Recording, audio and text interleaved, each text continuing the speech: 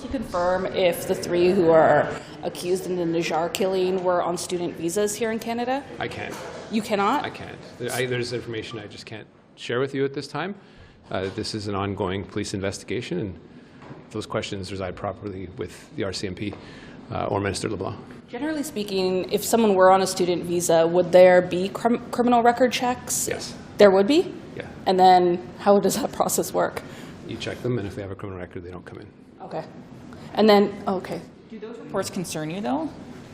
I can't, obviously, they do, yes. But again, I can't speak to specifics, Olivia.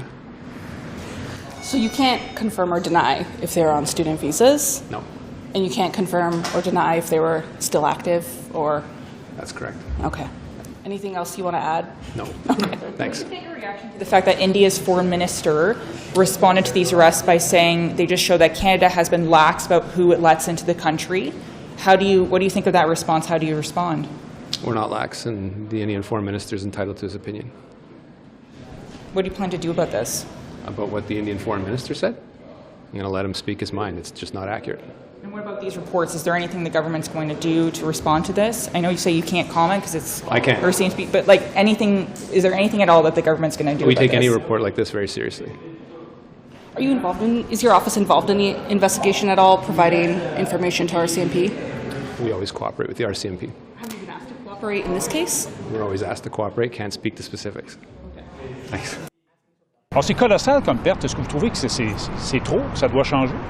Bien, merci. Effectivement, Poste Canada a de lourdes responsabilités depuis déjà plusieurs décennies. C'est une responsabilité qui l'oblige à livrer des lettres depuis longtemps et à travers tout le pays. Évidemment, le contexte de livraison de ces lettres a changé au cours des dernières années. Il y a de moins en moins de lettres qui sont livrées aux familles, mais de plus en plus de colis qui sont livrés aux familles. C'est pour ça que depuis 2019, il y a un plan d'investissement stratégique pour moderniser les installations et les opérations de Poste Canada. Malheureusement, durant la pandémie, il y a eu un développement très important de concurrents qui payent évidemment moins bien et souvent pas bien leurs employés, qui amènent la livraison de courriers et de colis dans des endroits très limités où c'est plus payant de le faire. Mais la bonne nouvelle, c'est que Poste Canada a des plans pour prendre la place que Poste Canada doit prendre au sein du pays, y compris dans ce nouveau modèle de livraison des colis. Les gens doivent-ils s'attendre à des changements au niveau de la livraison du courrier régulier? Est-ce que ça va continuer à être 5 jours semaine, par exemple, ou est-ce qu'il y a d'autres changements d'envisager? Oui, il y a effectivement des changements que la direction de Poste Canada envisage. Lorsqu'on est en 2024, on n'est pas en 1964, et en 2024, bien, les gens savent qu'on a de moins en moins besoin de livraison de lettres avec des factures, avec des comptes de banque, des choses comme ça. Mais toutefois, il faut que Poste Canada soit capable de continuer à desservir l'ensemble du pays et accroître sa capacité de livrer aussi les colis. On sait que de plus en plus, on utilise l'Internet pour commander des choses. Il faut que Poste Canada soit capable de livrer ses colis partout à travers le pays. C'est quoi ces changements envisagés? Vous nous les donnez? Poste Canada nous a promis qu'il avait des changements en tête. Ils sont aussi cette année en négociation avec leurs employés parce que ça implique évidemment des aménagements de travail avec les employés. Il faut les traiter correctement, ces employés, puisqu'ils sont essentiels pour le travail de Poste Canada. Et pour le public, qu'est-ce que ça peut vouloir dire pour le public? Est-ce que vous pouvez nous donner des exemples concrets? Est-ce qu'on pourrait mettre des boîtes postales communautaires partout, comme c'était envisagé à un certain moment donné? Est-ce qu'on pourrait diminuer la livraison du courrier 3 jours ou 2 jours au lieu de 5? Il y a toutes sortes de propositions que Poste Canada sont en train de travailler. Ils nous ont promis qu'ils allaient nous revenir prochainement. Vous ne voulez pas être spécifique? Ils ne voulaient pas être spécifiques encore. Ils ont besoin de regarder de parler aussi avec les syndicats, avec les travailleurs, parce que tout ça doit se faire dans la connaissance que c'est possible de le faire seulement si les employés sont capables et prêts à le faire. Juste en dernier lieu, est-ce que cesser la livraison du courrier à domicile, ça fait partie au profit de boîtes postales, est-ce que ça fait partie des options? Ce ne sont pas des options qu'on a entendues de la part de Poste Canada jusqu'à maintenant. I just want to hear from you what you hope to see from Canada Post as far as modernization goes.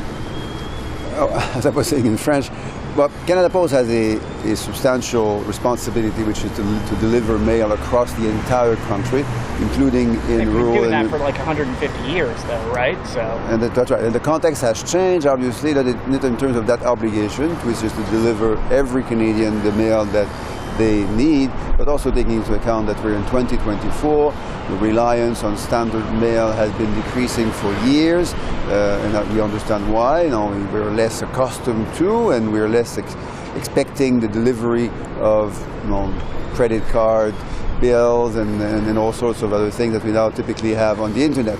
This being said, there is an opportunity for Canada Post to keep increasing its role in the delivery of packages. Now, the difficulty with Canada Post, as we've seen the report that was tabled just a few days ago, is that since the pandemic, 2 or 3 years ago, there has been the development of many competitors which pay their workers very low wages and no benefits. So which also these partners, these competitors, don't deliver mail and packages everywhere. They focus on some urban areas, so we can't depend on them, obviously, to serve Canadians. But the positive good news is that Canada Post can continue to invest in developing its ability to compete with these low-cost competitors while delivering packages to the entire country.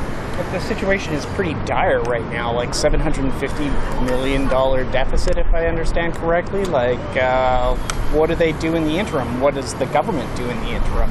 Well, it's a situation which is obviously similar to many others across the world. Again, it's in a context in which Canada Post has this responsibility to keep delivering mail and increasingly packages to every Canadian in every community. They have this advantage, which they have networks, they have physical bases, offices everywhere in Canada, something which other package delivery organizations don't have, can't do and won't do. So based on this advantage, but recognizing the difficult challenge that they are now facing in 2024, they need to keep increasing in their ability to deliver an increasingly large number of packages to Canadians across the country. And yet they're unsure that they're going to make it to the end of the year. Like they figure they're going to run out of money before the end this year is over. Oh, they have an important challenge, but we have confidence that they will meet. They'll meet that challenge and work appropriately with unions and workers as they do so. What inspires that challenge? Why are you inspired? Like, how are you inspired that they're going to meet that challenge, I should say? I think the signal is clear. They know it's not easy, but it's a Crown organization. They know they have to serve Canadians at the lowest possible cost. Est-ce que privatiser Post Canada pourrait être une option? On va s'en reparler là-dessus. Merci beaucoup. Mais est-ce que ça pourrait être une option, sérieux? Non, c'est pas une option. C'est pas une option? Non, c'est pas. Il y aurait beaucoup. On va en parler encore davantage. Il y a plein de choses que vous avez raison de vouloir travailler, qu'on va être là pour le faire avec vous. Merci. Monsieur Paul-Hus, un registre des agents étrangers pour lutter contre l'ingérence étrangère. On pense quoi de ça au Parti conservateur? C'est pas d'hier que le Parti conservateur demande qu'il y ait un registre au Canada des acteurs étrangers qui doivent être inscrits. Comme également, ce qu'on demande aussi de mettre la liste, l'IRGCC, sur la liste des terroristes. Puis on sait qu'il y a 700 personnes qui opèrent au pays actuellement qui font partie de cette organisation-là. Donc, mais qu'est-ce qui va être important de voir dans la façon de faire pour le Parti conservateur, dans la façon de le mettre en place, ce registre-là? Bien, que ça soit efficace. C'est l'efficacité le problème. On peut dire beaucoup de choses, mettre beaucoup de règles, mais s'il n'y a pas de mesures concrètes, que ce soit efficace, ça ne donne rien. Donc, ça va être dans les moyens qui vont être pris pour que ça soit efficace. C'est ça qu'il faut voir. Merci. Donc, on parle de revoir la loi sur le renseignement. Avez-vous l'impression que le CRC pourrait être plus transparent dans la façon dont il dévoile certaines informations aux politiciens, notamment? Bien, c'est le SCRS, les agences de sécurité ont un devoir de protéger de l'information. Par contre, lorsqu'elle est transmise au bureau du premier ministre en particulier, c'est important que le premier ministre prenne cette information-là et avise la population selon le danger qui guette ou qui affecte le pays. Donc, il y a des façons de le faire et de surtout pas garder cette information-là pour soi sans rien faire pour protéger le pays. Merci. Plus de transparence. Exact. foreign interference bill is out. Have you had a chance to look at it? Later just dropped a few minutes ago. Can I just ask you like a couple of like general questions? Why is it important for us to have a foreign influence registry? Apart from most of our Western allies have one. The United States has one, Australia has one, the United Kingdom has one. It's just a measure of transparency to ensure that if people take money from a foreign government, they have to say it publicly and disclose publicly exactly where is the money coming from for their operations in their organization. It's just full transparency should be there when you take money from a foreign government. Okay. And what in particular are you going to be looking for in a bill like this? So I use the Australian registry right now, and I want to see full names, full sources, the full legal names of the entities giving them.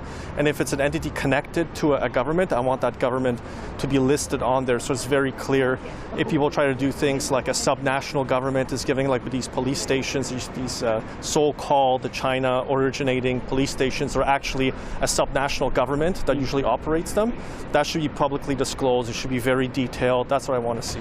Okay. All right. Thank you very much. Thank you. Channel between Lake Ontario and the Rideau Canal. Businesses that rely on that channel require immediate financial assistance so they can retain the crews they've hired. Can you tell them when financial assistance will be made available?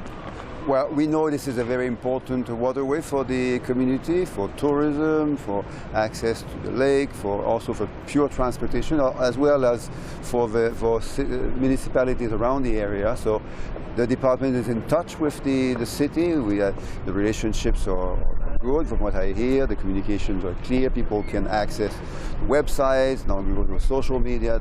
They are working very hard. You know, it's challenging for the community. They're working very hard to open that waterway as quickly as possible. And your department indicated on Friday that it could be 8 to 10 weeks to repair this. So the causeway won't open until July or later. What steps are being considered to get ships that are trapped in Kingston's inner harbour out into Lake Ontario, St. Lawrence, before the bridge is repaired? Every step is being considered because we know again how important this waterway is for the community, for the workers, the businesses, for visitors also to Kingston and around. So every possible way to accelerate the opening of the bridge again, to make it obviously safe and sound to use it for many years to come. Every step is considered and will be put into place. So a plan is being considered to get those ships out? Everything that can be done. Obviously, we need to be very concerned about the safety of everyone accessing the waterway and the surrounding areas. But everything that is feasible and safe will be envisaged. Thank you. Thank you. Thank you for your time.